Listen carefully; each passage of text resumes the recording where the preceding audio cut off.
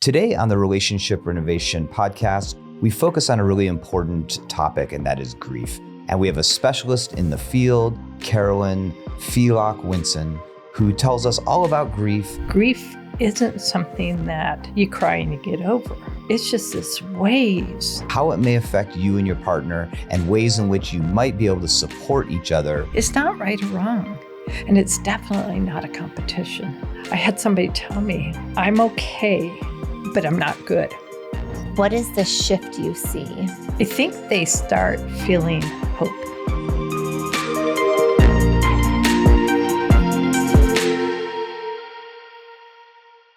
Hello, all, and welcome to the Relationship Renovation Podcast. I'm Tarah Kerwin. And my name is EJ Kerwin. And today we're feeling very lucky. We have someone in studio with us who originally came into our counseling center. And we have often we bring in specialists to help our staff and educate them about certain aspects of the mental health field where it's very important to know and just increase our knowledge. And Carolyn Winston, she is a certified advanced grief specialist, and she has a practice called Balancing Wellness. And she's here today to help us learn a little bit more about grief and how it affects couples and individuals. So thanks for being here. We're so happy to have you here, Carolyn. I just have to interrupt really quick because we were compelled to have you on our podcast after you did our in-service because of so many ahas that were happening for all of us. Our whole staff loved having you. So thank you again for making the drive and for being here. And we are honored to have this time with you and to pick your brain about everything grief related. Well, thank you for having me. I'm so excited to be here. Yeah, well, I mean, a good place to begin is just, tell us a little bit about yourself, about how you got into the mental health field, and then also maybe just why grief is something that you've become a specialist in. So I began in Salt Lake City, Utah, working for a residential treatment center and the University of Utah Hospital on the psych ward. And that gave me a great foundation of what mental health was really like, because I saw people, to be honest, at their worst.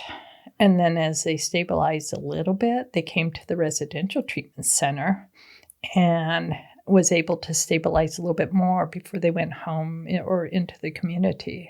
Did my bachelor's, my master's, and then I came home to Tucson. I'm from Tucson, and so I came home, worked for many agencies with the child agencies, and then decided in 2018, I was actually working for a company who worked with children and adults with developmental disabilities, and they closed. And I'm like, I don't want to work for another agency. What do I do? So I went and opened my own business. So grief came to me. I lost my dad in 2019 and my mom in 2020. And in between that, actually, I lost my sister, my older sister. Oh my gosh. Yeah. So there was a lot of stuff that happened at that time, and it racked me. And so I wanted to learn more.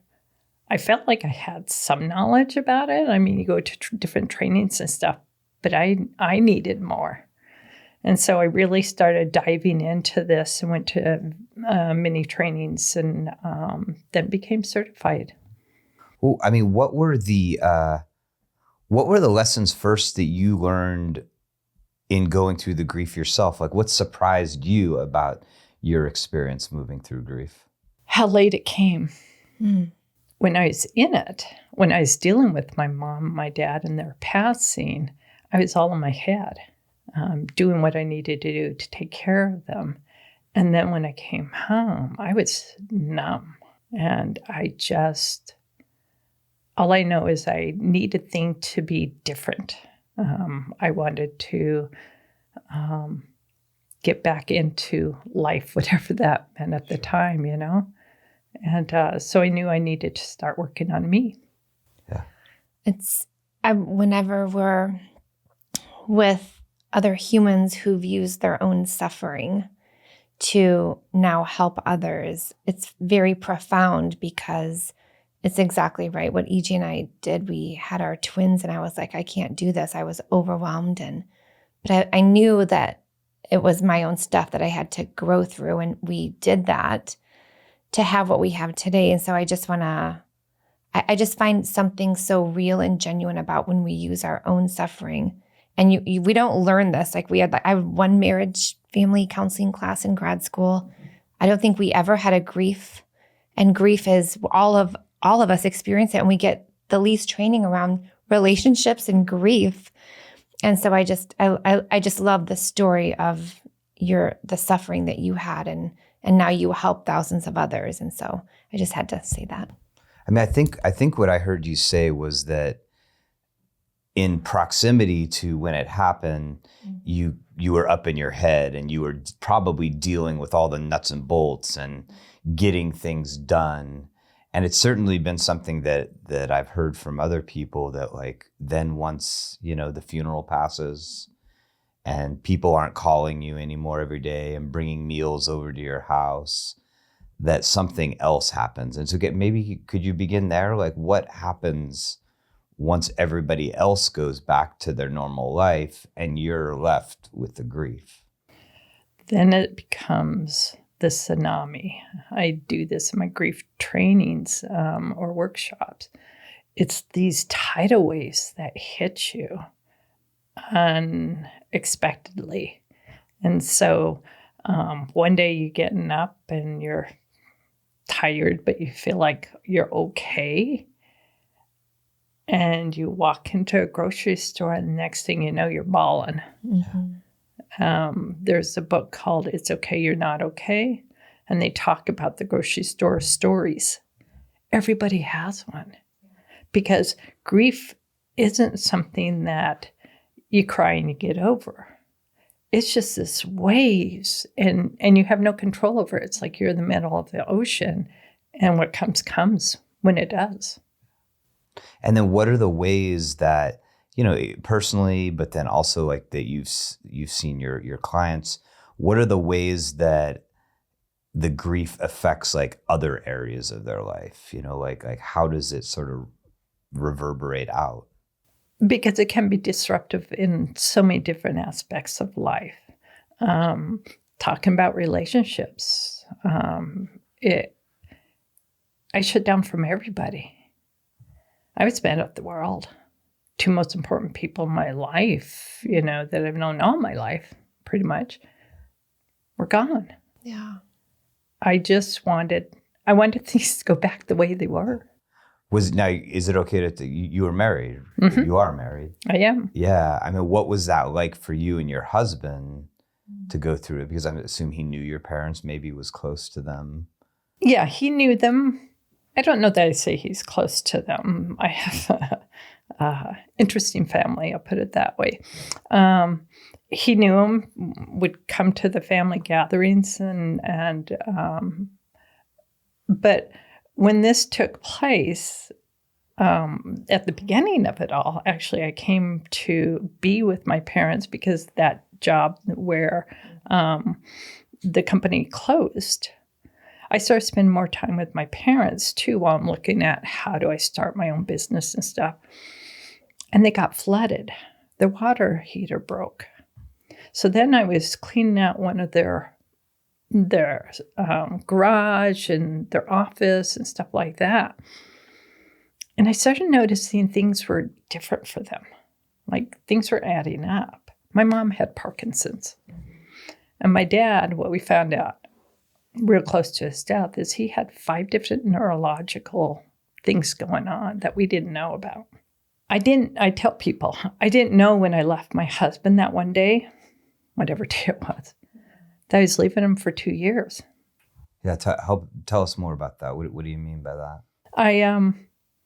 I'd come home to basically sleep and eat. So my relationship with my husband was pretty non-existent while I was taking care of my parents. Yeah, you were a caregiver to them. Yeah.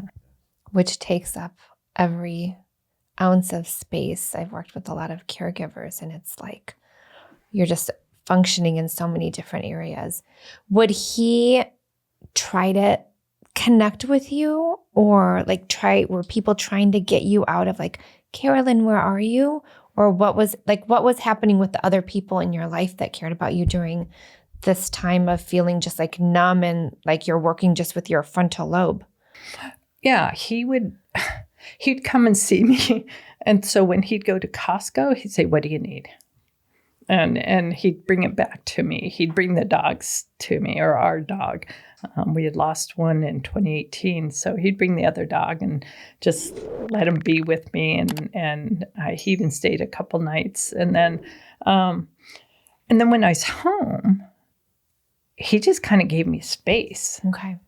Which was really wonderful because he let me eat and sleep. He'd make the meals. He'd do as easy as possible. He's an acts of service guy. Yeah. But at the same time, that distance perpetuated that distance.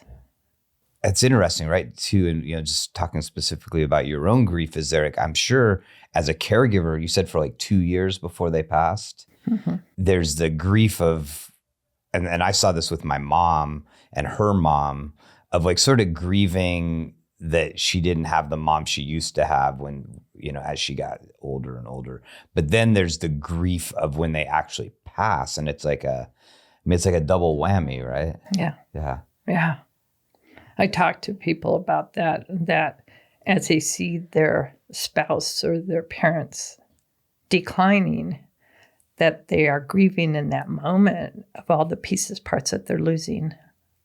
Even the person, I'm working with someone right now who said that's their hardest part right now, is they see themselves changing, and they see that they're not able to do what they could do even a year ago. Taking all of this in, and I know that every human responds to grief differently, some healthy ways, some unhealthy ways. We try as clinicians, right, to do the healthy way. Yeah. Since that's what we are supporting our clients in. But like what do you see are the unhealthy ways that people deal with grief? And then how do you support them in grieving in a way that's going to help them heal? Is that The unhealthy ways that I see is oftentimes people numb themselves even more. So using alcohol, drugs, eating, shutting down, distancing themselves, right? Not connecting with their own selves, but not connecting with others, And so it just or just reverse, getting so busy. Yes. Yeah. So they're distracted. They're not paying attention at all to the grief. They're just trying to stuff. Yeah, one way or another, just avoiding the uncomfortable feeling. Because unconsciously, right? Like if I open that door, I'll just die with all these big emotions and I can't handle it because grief is just so profound. Yeah. And if you're someone who, doesn't know how to regulate big emotions or didn't learn how to, or it wasn't even modeled in the environment, like I'm going to tuck that puppy away and do anything I can to avoid that because I don't want to die by that feeling. Like some people think they would truly die if they felt that. So anything to escape it. Well, and then you see people in the most fragile, vulnerable states and how, like, what's the work you do with them?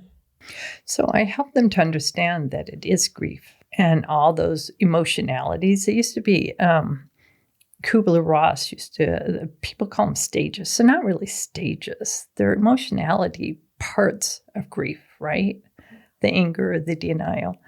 And so I help them to understand where they're going through with that. But I also use that term, the tsunami, to help them understand this isn't cut and dry.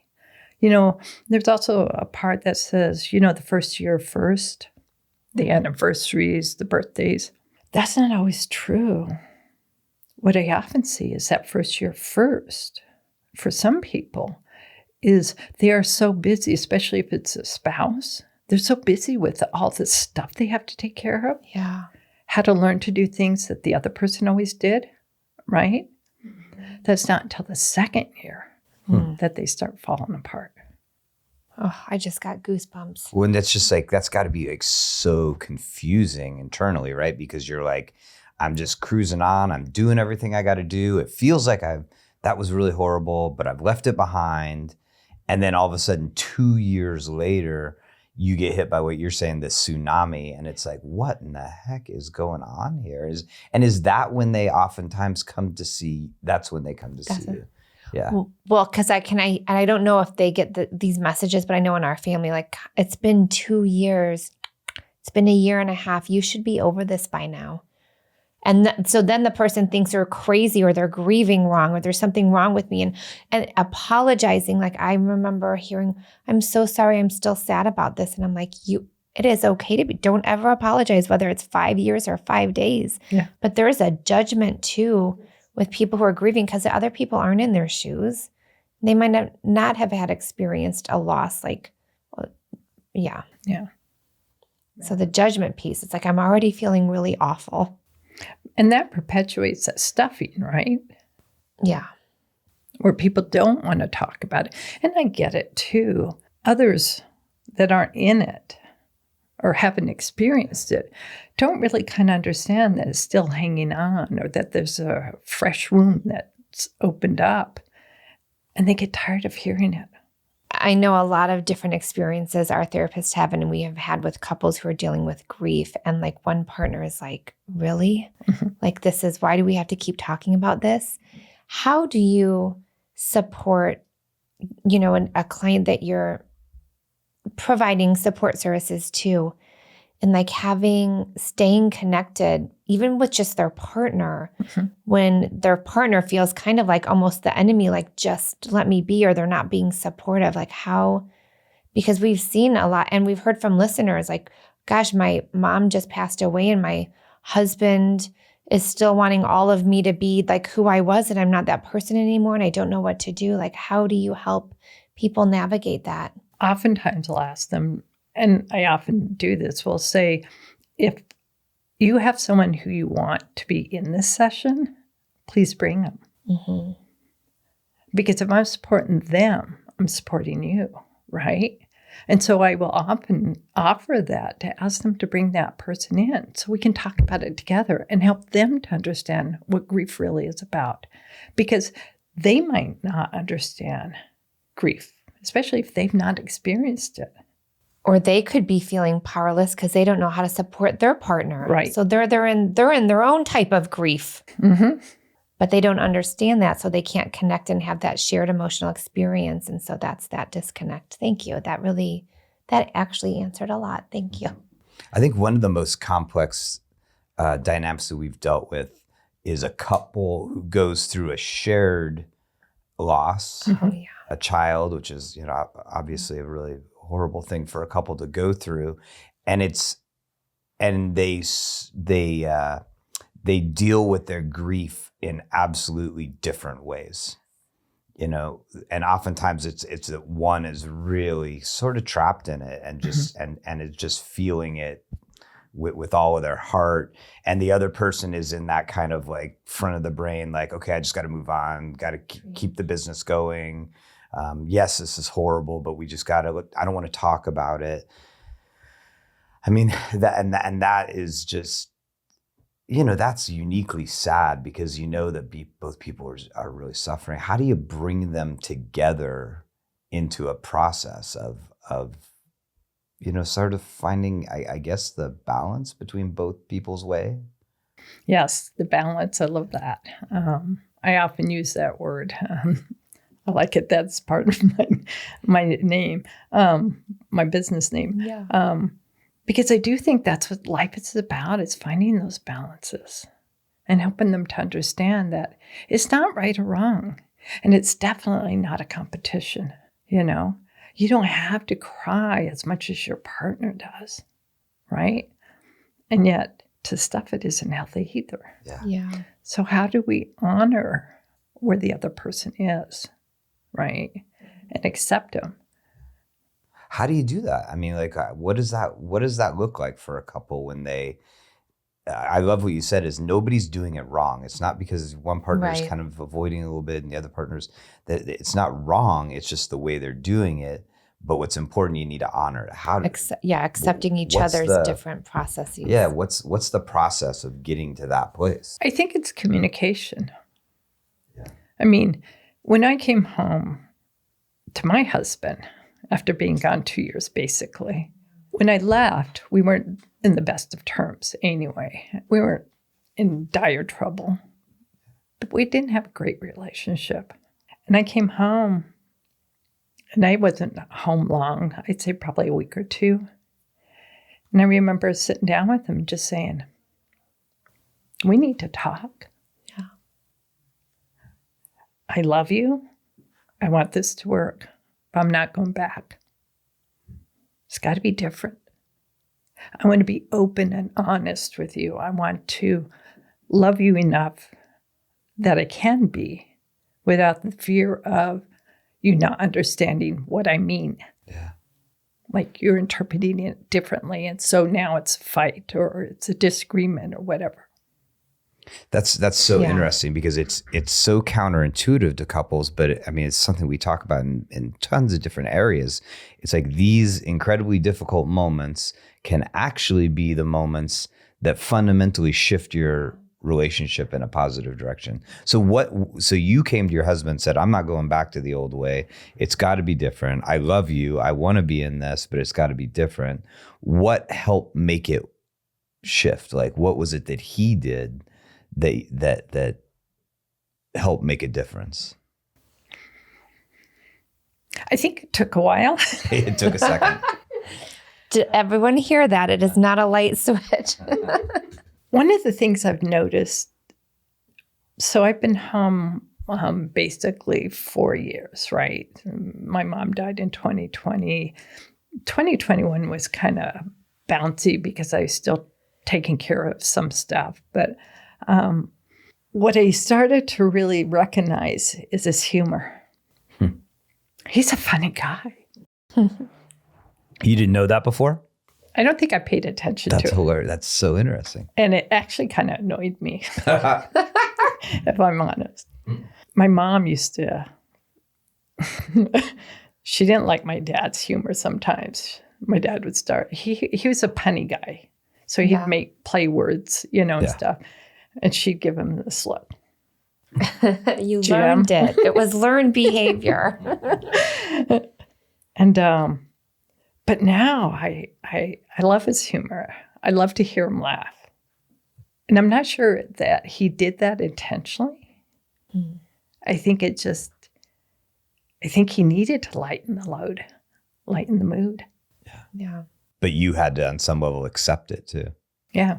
So you mentioned it took a while for him to make shifts. What were the shifts that he made that really meant a lot? Yeah, it meant a lot to you. Kept you in it. I think he started asking more as I look back on this. He started asking me more, what do I need? Because like I was saying, he's given me a lot of space when I was going through this. He started coming to me and asking me, what do you need today? Mm-hmm.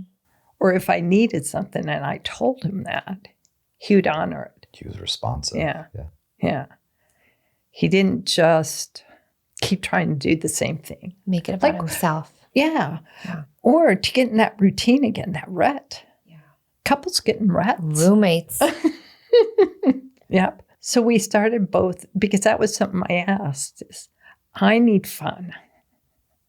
And I didn't know really what that even meant. Like I didn't want to start going camping every weekend or whatever, although camping was something I asked for.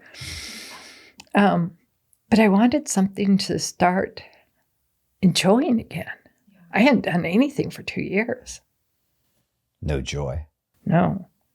And if you think about it, that's when COVID hit too, right? Oh, yeah. So I hadn't been anywhere around people for 2 years. Now COVID hits. And I didn't want to be anywhere near people. Yeah. I was so afraid of it. I really was. I was terrified. Just anxiety. Yeah, because I just watched 3 people in my family die. God, I didn't want to die. Yeah. And so I wasn't sure how to do that. But we started walking. We started riding our bikes. He started doing more stuff with me, now that I think about it, like riding my bike. That was one of the things that I do when I come home. I get off on my bike and take off for like an hour or two. Yeah. he got an electric bike and so he could stay up with me. I love it. That's so interesting because what you're describing is like you'd been around people in the process of dying for a few years, which meant you were in that process. And what you're saying is one of the things that shifted was he started to help me live again. Yeah. Yes. And he started to help me do things that felt like invigorating and made me feel alive. Yeah. And it was almost like, I would assume it sort of pulled you out of the place you'd been in for a while. Not necessarily the grief. No. Because that's a separate thing, right? Yeah. And I'm not sure I like the word pull. Nudged me, I guess I wanted to say. He just kept pushing me, maybe. I don't know what word I want to use, but I don't necessarily like the idea of pulling me in. Sure. You know what I mean? Yeah, no, Yeah. absolutely. Yeah. Yeah. But that is interesting, just if somebody's out there listening and their partner is the one who's deep in a place of grief, is one of the things you're saying is just being with them in ways that might increase the joy in their life, just finding ways to help them feel alive. And daily curiosity. And curiosity. Around what do you need? Because I was, when you were talking about that, and I'm thinking about all the different experiences I've had with couples, or it's like when someone is going through something, you kind of want them to do it the way you would want to do it. And when they're not doing it, that's very annoying. And so it really becomes very selfish. Like instead of me being there for someone who's really grieving the loss of someone, and I'm here in my like, well, why don't you do it this way? Because it's like such a selfish thing. But I don't even think we realize it because we're just selfish humans by nature. And so I feel like understanding that it's different and that curiosity provides an empathetic environment to feel connected, and that it's okay that we're like these selfish humans, like you should grieve this way. It's just a part of us. I don't even know if it's selfish. I think in some ways it's that you're like, well, look, this would be so much better for you if you just did it the way I do it. But for what my I own, do is I'm like, I think about it in the morning and then I put it away for the rest of the day. And so you're in some ways you think you're trying to help your partner, but really what you're doing is you're telling, like you said, you're telling them they're doing it wrong, and you're giving them the message that whatever way you're doing it, do it away from me because I don't like, it makes me uncomfortable. And I think that's like a dual awareness that couples have to have is one, my partner might struggle with the way I'm processing through grief. And I might struggle with, and it might flip around as well. And that the more empathetic we can be towards each other about like, we have different ways of doing this. And back to what you said at the very beginning, what's our middle ground? Like, how do we honor your way and my way? Because they probably have they both have their strengths and problematic areas. Grief. Right now, we're kind of talking in the context of after you lose somebody, something's very close to you, and that grieving process of that loss.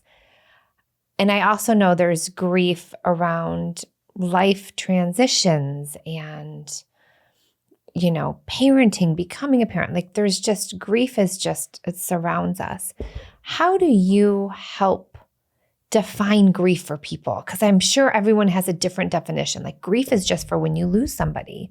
Or do you do psychoeducation on that? Yes. Will you share a little of your beautiful knowledge, Carolyn?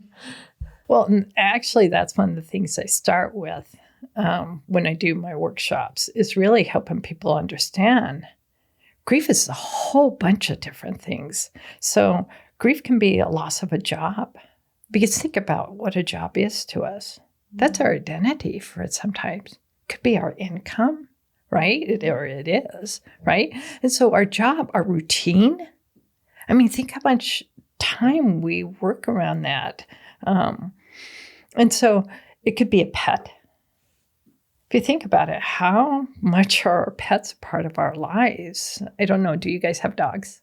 We have 2 dogs, 2 cats, and we just lost a cat. We all got to be with 3 him weeks ago when he passed. It was our first family loss, and we all six of us were in the crying and sobbing, and now we have a whole shrine. We have a shrine to our cat Doc. It was so horrible, but beautiful too, because we knew that he was suffering. Yeah. And that's part of it. I'm glad you brought that up, because what I talk about with grief is this bittersweet. The sadness, because we do miss that person, thing, job, whatever, right? But the sweetness, because we have all those memories that we have with them, right? Yeah. So going back to the definition, it really is a whole bunch of things. I'm working with someone right now who's recognizing she's grieving because she's aging and she's losing different abilities. And that is horrible as we age. And yet people don't want to talk about that either. Yeah, they don't want to admit it. Mm-mm.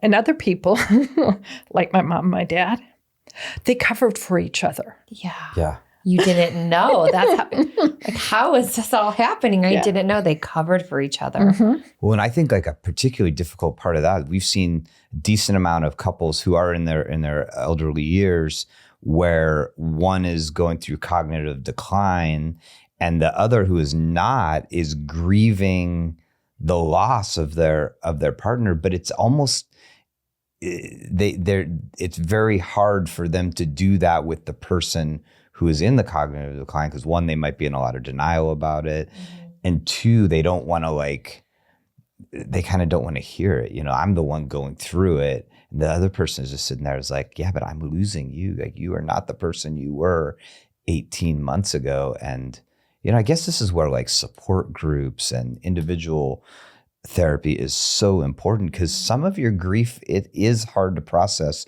depending on the complexity of it with your partner. Right. And you have to maybe even get to a place where you can communicate it in a hearable way. You might need some help from someone like yourself to frame it in a way where your partner can hear it. Right. Right. What do you notice when you see someone who comes in, who's been numb, who's been unhealthy, and then here you are sitting in this space with them, helping them heal, or whatever word you want to use? Like, what do you know? What's the difference you notice from like the beginning to when they're like, oh, Carolyn, thank you. That was really helpful. I'm so grateful for you. And I think I can do this now. Like, what do you notice? I think they start feeling hope. They start accepting that, yes, this feels really crappy and I'm in the middle of it. And I'm okay. Yeah. I had somebody tell me, I'm okay, but I'm not good. I know I can handle it, but this still sucks. Yeah. There's a great Billy Bob Thornton video. Have you seen it? Where his brother died a while ago, but like when he was like relatively young, and he says like, I don't ever want my grieving to stop. He said, I was changed the day my brother died. I'll never be the same person I was the day before my brother died. And I want my grief because it's how I honor him. And I just thought it was like super profound. And have you seen the what do we call it? Video of Scott Anderson and Stephen Colbert. They both talk about how they both lost their dads at 10 years old, and how they truly believe there's another Stephen Colbert and Scott Anderson out there who is different than the person they are today because of that death.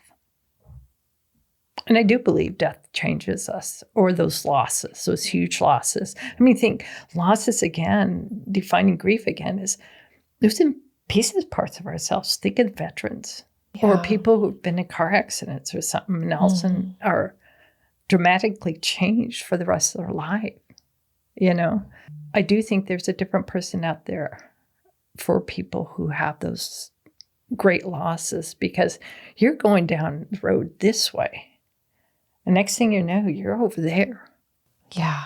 And you didn't want that. We don't like change. Mm-mm. We want things to stay kind of constant. Especially change that we didn't plan or accept. I feel like this could be, we had one listener who wanted me to ask kind of a specific question. And it was around when their father passed away, the betrayal of her sister, the one person she thought was going to be there and help her with the loss of their father actually did the complete opposite. And so like it's almost family betrayal after the loss of a parent and that splitting up. Like, how do you handle that? I think that was her question. Like, what do you do when that happens? Again, I think it's individual. But what I see, and I think it's healthy for people, is to really kind of feel for themselves about what's right. Just to continue a relationship because they're family, because you've had that relationship for a long time. I mean, we could talk about sisters, best friends, spouses, but why hang on to somebody that doesn't serve you, right? Who cannot bring that in. And that's after trying to, I mean, you work with couples, how do you heal a relationship, right? But there are some relationships that don't get healed. Yep, exactly. It takes both. Yeah. And so it's really about how do you find that strength to talk about it, to say, or to figure out what's true for you. How do you heal yourself? How do you make this okay? Right? Sister or not. And then hoping, that's the thing. You can only share and be honest. And then if they don't give you anything back or make you feel like that is a priority, that's out of our control now, but at least we're okay for ourselves as much as we can be. Yeah. All right. So thank you, Carolyn, for coming on and talking about this really important topic, because we all at some point deal with loss. And like you said, grief is, we tend to put it just into that bucket of loss around death. But there's many ways you can be experiencing grief, from your relationship changing, maybe an affair, for change of money, loss of job, children leaving house. There's many ways that we can go through grief. And I think you've given us a framework of working how a couple gets through it, which the main thing I heard is sort of honoring each other's process and perhaps getting some help. So would you mind just sort of giving us, if someone would like to get in touch with you, how they might get in touch with you, and also maybe a few resources that you'd encourage people to check out? Sure. So Balancing Wellness, PLLC. My email address is balancingwellnessbenson@gmail.com. My website is balancingwellnessbenson.com. And the resources. My new favorite book is It's Okay That You're Not Okay. There's also one, Walking Each Other Home by Das Haas. That's really beautiful. I like Megan Devine, It's Okay You're Not Okay, because it's so light and true and honest, and she's funny. The other one is more, I want to say emotional, and kind of hits a little harder, I think. But it's beautiful. The book itself is really beautiful, and it's worded really well. Well, we will put your links up in our show notes. So if you're listening and you want to connect with Carolyn, we'll have all that in our show notes, and we'll also throw out some links to those two books. And in our newsletter that comes out same day as this releases, we'll have a link to it where you could check those books out as well. So, yeah, thank you, Carolyn. And I just wanted to say thank you too for using your own suffering to heal others, and to learn all about grief that we don't learn, and then to be able to give those resources back to your clients, to our listeners. to everyone around you, really. So thank you so much. You're very welcome. Thank you so much for having me. This has been really wonderful to kind of take this trip with you guys. Thank you. Today. Thank you so much for listening. As always, take care of yourself, take care of each other. Bye-bye.